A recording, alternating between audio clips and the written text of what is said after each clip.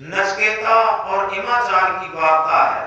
नचकेता वाजसरस राजा का बेटा था और एक बार वो गायों को दान दे रहे थे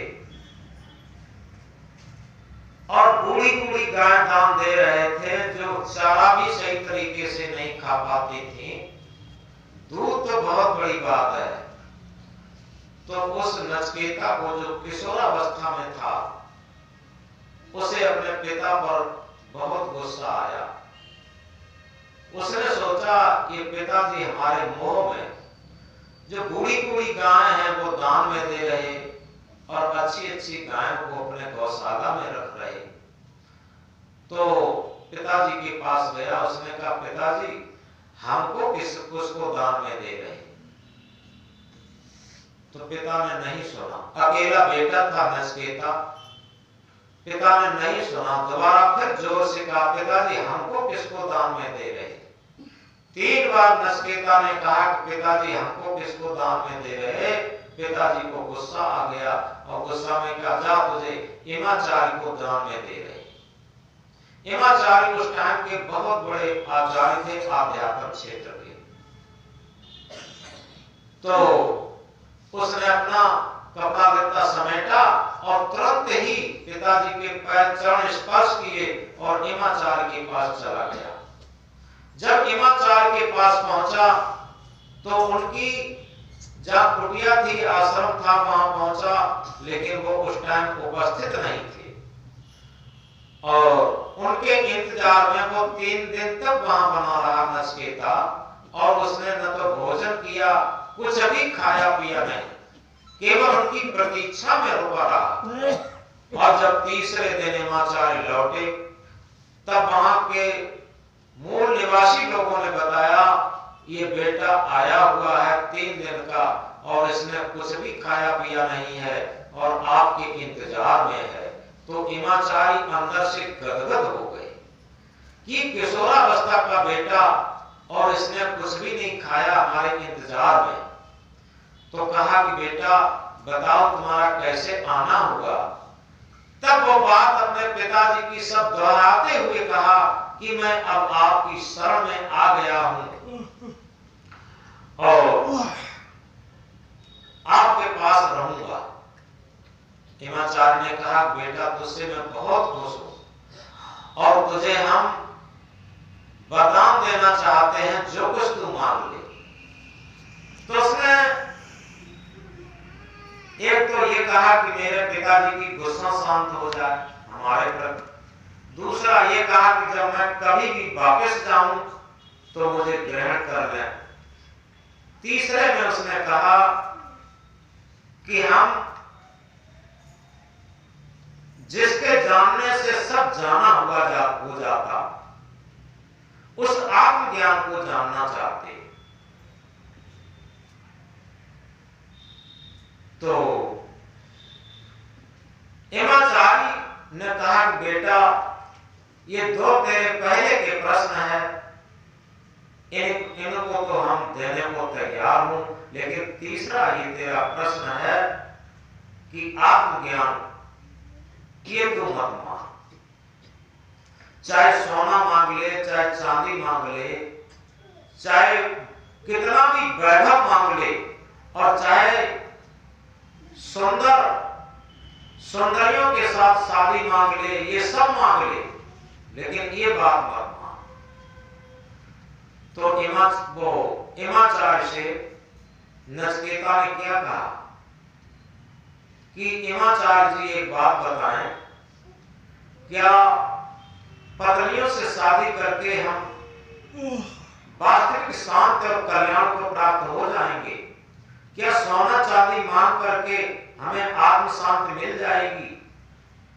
ये सारी चीजें उसने जब कही, उसने कहा कि हमें कुछ भी नहीं चाहिए, हमें केवल आत्मज्ञान चाहिए जिसके जानने से सारा जाना हुआ हो जाता और जिस पर चलने से हमारे सारे संस्कार कट करके और परम शांति परम कल्याण प्राप्त हो जाता, जिसके लिए अभीष्ट ये मानव जीवन मिलता है, उस मानव जीवन की सफलता के लिए आत्मज्ञान के अलावा हमें कुछ नहीं चाहिए। ये नचिकेता ने जब यमाचार्य से कहा तो यमाचार्य गदगद हो गए। उन्होंने कहा, बेटा तू बहुत उत्तम अधिकारी है, अन्यथा तो बड़े बड़े ऋषि महर्षि संत महात्मा पंडित जो बड़ी बड़ी ज्ञान की बातें करते हैं वो भी स्वार्थ में बह जाते हैं, मन की लोलुपता में बह जाते हैं और उन्हीं में जीवन भर रगड़ते रहते। लेकिन तू बहुत उत्तम अधिकारी है, तुझे न खाने की आसक्ति है, न देखने की आसक्ति है, न धन दौलत की आसक्ति है, न पद प्रतिष्ठा की आसक्ति है। तेरे अंदर केवल एक आध्यात्म भूख जग चुकी है, आध्यात्मिक भूख जग चुकी है। और वास्तव में जब आध्यात्मिक भूख जग जाएगी तो उसके लिए आध्यात्मिक भोजन की जरूरत है। हम भौतिक भूख को तो जानते हैं, किसी को भूख कम लगती हो तो वो डॉक्टर के पास जाएगा, उसे परेशानी होगी कि हमें भूख कम लगती है, डॉक्टर उसे दवा देंगे भूख जगाने के लिए। और जब भूख लगने लगती है तब वो भूख खाने लगता है। लेकिन कभी विचार करके देखा, क्या हमें आध्यात्मिक भूख भी है?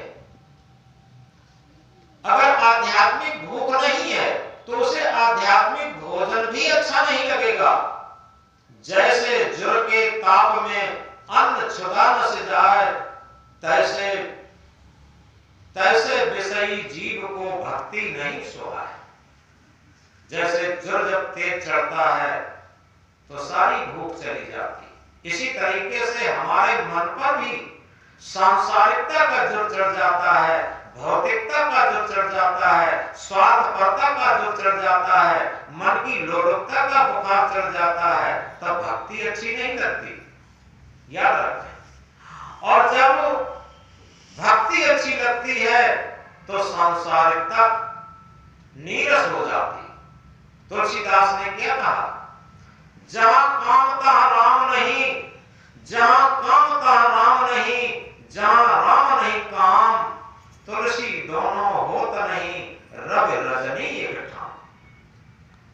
जहां सांसारिकता है, वासनाएं हैं, कामनाएं हैं, मन की लोलुपता है, वहां निश्चित है राम स्वरूप नहीं है। राम स्वरूप क्या है? जो घट-घट रमैया राम, जो चेतन घट-घट में रमा है, वहां पर राम स्वरूप नहीं होगा, उसकी तरफ कोई खोज की जिज्ञासा नहीं होगी। जहां काम तहां राम नहीं और जहां राम नहीं काम, और जहां पर अपने आत्म स्वरूप की प्रियता होगी, अपने घट-घट रमैया राम की प्रियता होगी, वहां पर कामनाएं शांत होगी, कामनाओं की लोलुपता मन में नहीं होगी। तुलसीदास कहते हैं, तुलसी दोनों होत नहीं, रवि रजनी एक ठाम। तुलसीदास जी कहते हैं दोनों चीजें एक साथ नहीं हो सकती। रात्रि और सूर्य एक साथ कभी नहीं देखे होंगे कि रात्रि भी हो और सूर्य भी हो। सूर्य होगा तब रात्रि नहीं होगी, और रात्रि होगी तब सूर्य नहीं होगा, दोनों में से एक ही चीज होगी। और इसी तरीके से जब आत्मा रूपी, आत्म ज्ञान रूपी सूर्य उदय होता है तो कामनाओं की अंधियारी चली जाती है, और जब कामनाओं की अंधियारी रात रहती है तब आत्मज्ञान सूर्य नहीं रहता, दोनों में से एक ही चीज रहती है। तो इसलिए इस बात को हम बड़ी मार्मिकता से समझते चलें कि जीवन के दो पहलुओं में हम केवल एक पहलू को लेकर के चलते हैं। आत्मा के पहलू को क्यों छोड़ते, सत्य के पहलू को क्यों छोड़ देते, शांति के पहलू को क्यों छोड़ देते? जो आध्यात्मिक भोजन पर आधारित है, जब आध्यात्मिक भोजन हम देते हैं तो निश्चित है हमारा आध्यात्मिक जीवन सही तरीके से संपन्न रहता, क्योंकि आध्यात्मिक जीवन की संपन्नता आध्यात्मिक भोजन के आधार पर है। आध्यात्मिक साधना के आधार पर है। तो इसलिए हम इस बात को अपने अंदर, क्योंकि दो चीजें होती हैं, आवश्यक काम को समय निकाल कर किया जाता और अनावश्यक काम समय मिलने पर किया जाता। अब ये सोचे कि हमने जीवन में क्या सत्संग को, भक्ति को, भजन को, ध्यान साधना को आवश्यक काम माना कि नहीं माना? आखिर पूरे जीवन लोग क्या कह देते हैं कभी कभी कि क्या करें गुरुजी, समय कहाँ मिल पाता, गृह कारज नाना जंजाला, घर के काम में नाना जंजाल होते, समय कहाँ मिलता? बहुत समय मिलता जीवन में। अगर गप सड़ाका लगाना हो तो चाहे साथ जीवन में हो और चाहे ग्रस्त जीवन में हो, हर जगह समय की बेकदरी करते रहते। एक बात याद रखने की है, जो समय की कदर करता, जो समय के महत्व को समझता और समय भी उसका महत्व समझता, और जो समय का निरादर कर देता, निश्चित है समय भी उसका निरादर कर देता। हमारे जीवन में बहुत समय मिला। अगर इस बात को गहराई से समझें, 50 साल, 60 साल, 70 साल, 80 साल, 90 साल, 100 साल, और एक तरफ से देखें तो कितना लंबा समय जीवन में मिलता। अब उस जीवन में एक हिसाब किताब रखें कि कितना लंबा समय जीवन मिला, तो मन की पवित्रता के लिए, आत्मा की आवाज के लिए, भजन करने के लिए हमने कितना समय निकाला जीवन में। जब भजन करने के लिए समय नहीं, ध्यान करने के लिए समय नहीं, आत्मचिंतन करने के लिए समय नहीं, जिस पर हमारा जीवन डिपेंड है। एक इसी बीच बात याद आ गई, एक व्यक्ति था, वो मेहनत करके एक अच्छा खासा सेठ बन गया, और जब सेठ बन गया, अब वो सोच रहा है कि लोग कैसे जाने कि हमें इतने बड़े सेठ हो गए। तो उसने एक मकान बनवाया, बहुत सुंदर मकान, महल, और उस महल के बीचों बीच अपना महल, अपना कमरा बनवाया। उसमें सारी फैसिलिटी, सारी सुविधाएं व्यवस्थित रखी। अब वो सोच रहा है महल तो बन गया, लेकिन अब लोग कैसे जाने कि इतना बड़ा महल बना है। उसने एक बहुत बड़ा भंडारा ठाना, भोज ठाना। भोज जब ठाना तो उसने क्या काम किया, किसी संत महात्मा को जानबूझ के नहीं बुलाया।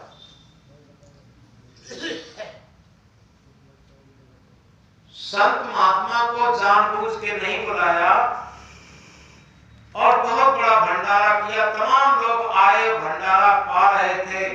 सेठ उस व्यवस्था को देख रहा था, सारे कार्यकर्ता लगे हुए थे, भंडारा चल रहा था, और लोग सेठ के महल की और सेठ के भोजन भंडारे की बहुत बड़ी तारीफ कर रहे थे। चारों तरफ तारीफ और वाहवाही से सेठ गदगद हो रहा था। इसी बीच क्या होता है, एक कहीं से महात्मा आकर के बिना बुलाए, महात्मा आकर के, और वो महात्मा क्या करते हैं, महल के चारों तरफ घूमे और चारों तरफ घूम करके एक कोने पर बैठ करके रोने लगे। जब महात्मा रोने लगे, अब ये तो बड़ा अपशकुन जैसा हो गया। कहां चारों तरफ वाहवाही हो रही है, सेठ की जय जयकार हो रही है, वहां एक महात्मा कोई आए और बैठ के रोने लगे। कितना अपशकुन जैसा मालूम पड़ता है। सब लोगों की, काफी लोगों की भीड़ जुट गई। अरे महाराज क्यों रोते हो, अरे भोजन पाओ, दक्षिणा पाओ, अरे तुम्हारे कोई कमी हो तो बताओ, सेठ से दिलवा देंगे, ऐसा कहने लगे। लेकिन महात्मा नहीं चुप रहा। जब महात्मा नहीं चुप रहा, आखिर सेठ को बुलाया। सेठ ने कहा, अरे भाई महाराज, अरे इतना अच्छा भंडारा चल रहा कुछ हो रहा है, इस रंग में भ्रांति कर रहे हो, क्यों रो रहे हो, बात बताओ, कोई कमी हो बताओ। अरे तुम्हारे खाने पीने के लिए कोई व्यवस्था में कमी है, तुम्हारे पास कपड़ा लत्ता में कोई कमी है, दान दक्षिणा की कोई कमी है, बताओ, सब कुछ पूर्ति करेंगे। तब महात्मा थोड़ा छुपे और चुप करके कहे, नहीं, भोजन की भी हमें कोई कमी नहीं, कपड़े की कोई कमी नहीं, दक्षिणा की भी कोई कमी नहीं, लेकिन इस महल में एक बहुत बड़ी कमी नजर आई है, इसलिए हमें रुलाई आ रही। तो सेठ ने कहा, एकदम बड़े तुनक के रौब रुतबा से, अरे महाराज जल्दी कमी बताइए, वो कौन सी कमी है। और अभी सारे इंजीनियर्स और सारे मिस्त्री लोग और सारे जो इसके इंजीनियर, कार्यकर्ता और नौकर सभी लोग भोजन पा रहे हैं, और अभी हम उस कमी को सुधरवा देंगे, कितना भी पैसा लगे। महात्मा ने कहा कि महाराज वो कमी ऐसी है, वो शायद सुधर नहीं सकती। सेठ ने कहा, नहीं नहीं, शीघ्र बताओ, और अभी वो कमी दूर कर देंगे, आप इसकी कतई चिंता न करें। तो महात्मा ने कहा कि कमी ये है, बहुत बड़ी है, वो सुधारना मुश्किल मालूम पड़ती है, कि एक दिन वो होगा, इस मकान का बनवाने वाला नहीं होगा, एक दिन वो होगा, इस महल का नामो निशान नहीं होगा। ये कमी शायद कोई मिस्त्री, कोई इंजीनियर सुधार नहीं सकता। और जहां इस बात को सुना, सेठ के जो चारों तरफ वाहवाही हो रही थी, चारों तरफ तारीफ हो रही थी, उसमें उसकी उल्लास खत्म होकर के एक बिल्कुल सत्यता के निकट पहुंच गया। उसने कहा, ये सब वाहवाही करने वाले लोग हमें दिग्भ्रमित कर रहे हैं, इस साधु ने मुझे सत्यता को दिखा दिया, वास्तविक बात है, वास्तविकता बता दी। और जहां वास्तविकता आ जाती है, वहां पर मन उन्मन स्थिति में पहुंच जाता, अमन की स्थिति में पहुंच जाता। तो मन एकदम निराशा की स्थिति में पहुंचा। निराशा वो नहीं होती है जिसे चिंता कहते हैं, चिंता तो अलग चीज होती है। निराशा कहते हैं सारी आशाओं का जिस तरह खात्मा हो जाता है, मन उस टाइम निराश और शांत होता। जिसे कबीर साहब ने अपनी भाषा में कहा, आशा छोड़े को हो निराशा, कहे कभी तब देख तमाशा। अगर सारी आशाओं को खत्म करके, वासनाओं को खत्म करके निराश वृत्ति में जिस मन होता है, उस क्षण मन बहुत शांत होगा। तो ऐसे मन की स्थिति जब आई, एकदम सेठ, उसने कहा, भाई पंकज देखो, इन महात्मा को भी अगर भोजन करते हैं, इन्हें खिला दो और दान दक्षिणा दे दो, हम थोड़ी देर आराम करेंगे। सेठ क्या करता है, जो उसने अपना महल बनवाया था, उसके बीचों बीच में अपना कमरा बनवाया था, उसमें थोड़ी देर रेस्ट करने के लिए चला गया। इधर भोजन भंडारा चल ही रहा है, चला गया और वो लेट गया, थका हुआ था। और जैसे ही लेटा और उसे कुछ आवाज जैसी महसूस हुई, वो उठ के बैठ गया, इधर उधर देखता, कोई नहीं, फिर लेटा, फिर कुछ आवाज हुई। उसने कहा, भाई कौन है? अंदर से एक आवाज आई कि हम तुम्हारी आत्मा बोल रही, जैसे तुमने अपना पुराना मकान छोड़ के नए मकान में आ गए, और उसी तरीके से ये शरीर रूपी मकान अब पुराना हो चुका है, इसे छोड़कर मैं जा रही, अब दूसरा नया मकान हम धारण करूंगी, नया शरीर हम धारण करूंगी, हमारा समय हो गया है जाने का, और इस पुराने शरीर रूपी मकान को छोड़ के मैं जा रही। और इतना कह के शरीर, सेठ को 2 झटके लगे और शरीर मुर्दा हो गया सेठ का। और जब मुर्दा हो गया तो काफी देर हो गई, सेठ नहीं लौटे, तो किसी ने कहा, भाई अब सेठ को बुला के लाओ, भंडारा समाप्ति की तरफ है, तो लास्ट काम है, देखें आकर के। कोई जाता है तो देखता क्या है कि सेठ वहां मरे पड़े, और जैसे ही देखा हाहाकार मच गया।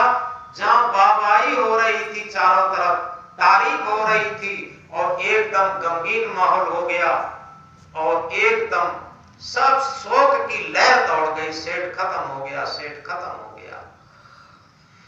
तो इस तरीके से सतगुरु कबीर साहब क्या कहते हैं, आया है सो जाएगा राजा रंग फकीर, एक सिंहासन चढ़ चला एक बंधा जात जंजीर।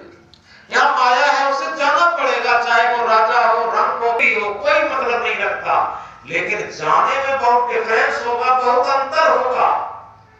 एक शांत स्वरूप, आत्म स्वरूप, मुक्त स्वरूप सिंहासन पर बैठ के जाएगा, और एक वासना की कड़ी जंजीर में बंध के जाएगा।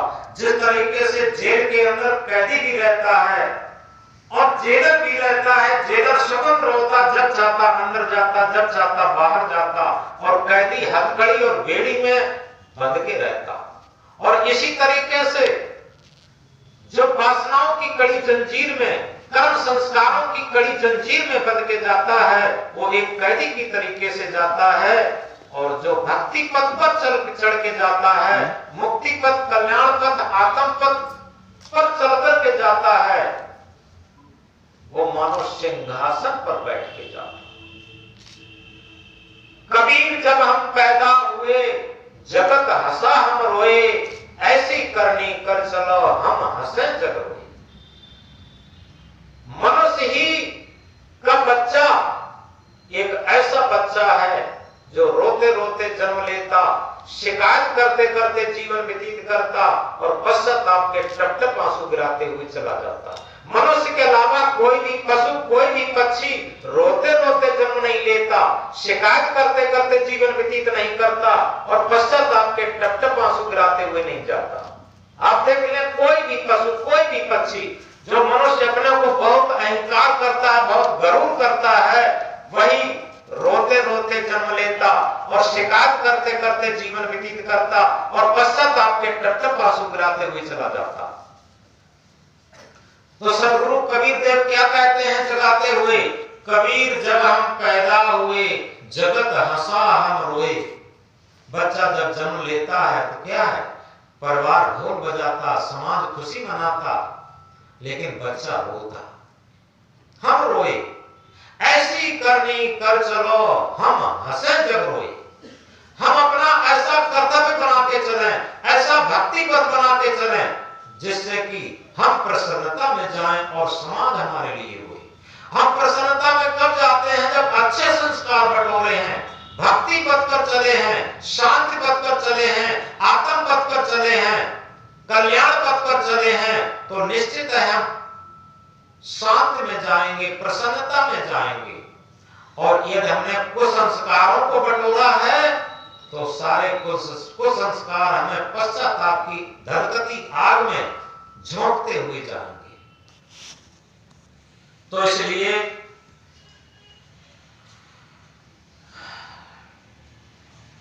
शुरू में हमने कहा था, झूठे सुख को सुख कहे मानत है मन मोर, जगत चवेना काल का कुछ मुख में कुछ